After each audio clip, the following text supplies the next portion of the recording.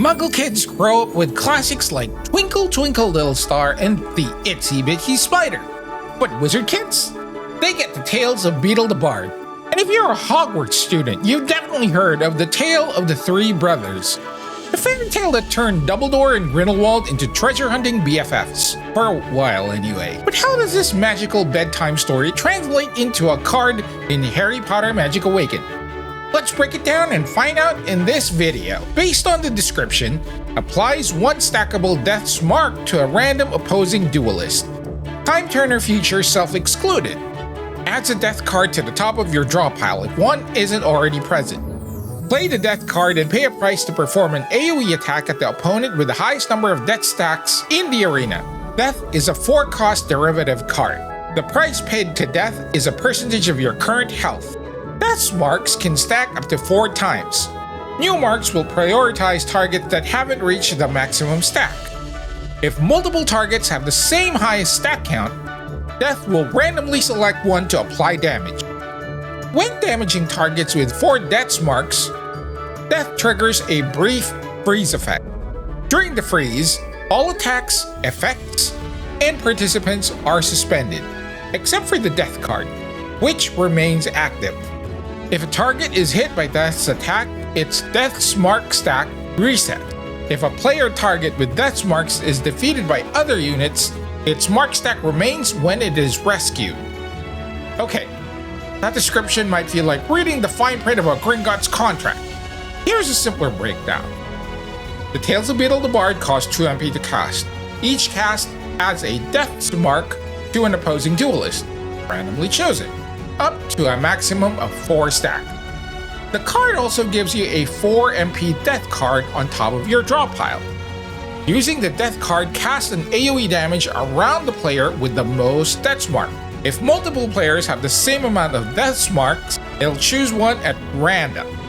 Remember though that players would be able to walk out of the area, and once Death's attack hits a player, their stacks reset.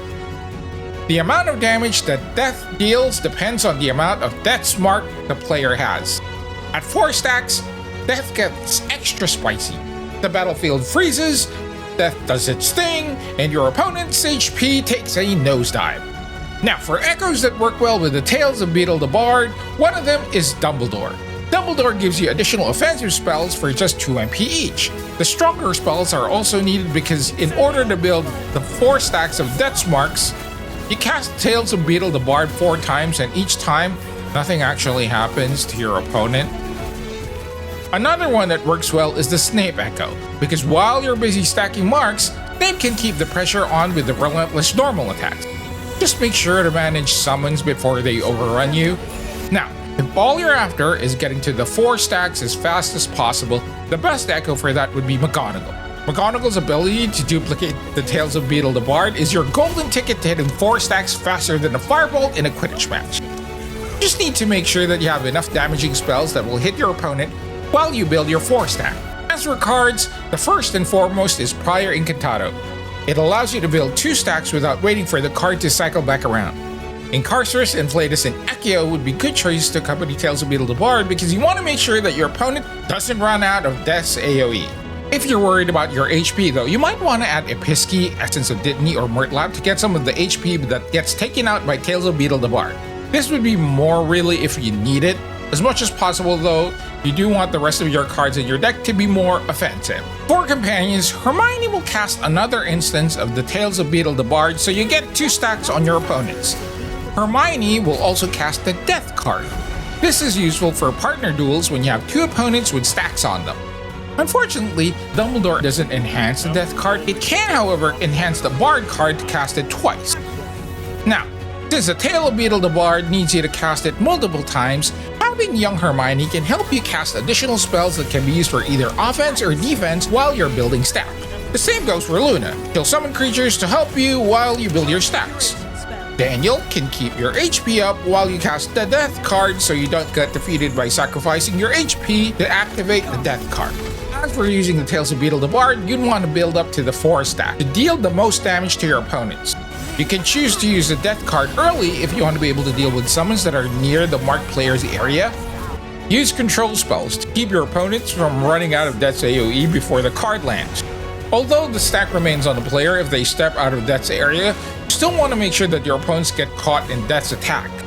Tales of Beedle the Bard works best in solo duels, since you can focus all of your marks on one opponent.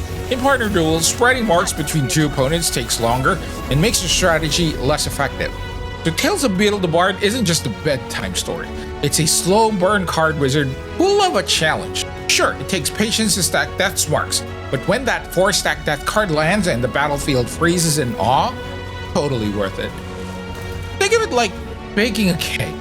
The process takes time, but the final result is sweet. For you, anyway. Your opponent, not so much. So if you're ready to dive into the fairy tale chaos of Tales of Beedle the Bard, go forth and show the wizarding world that death isn't just a bedtime story. Until next time, fellow mages, see you in the wizarding world.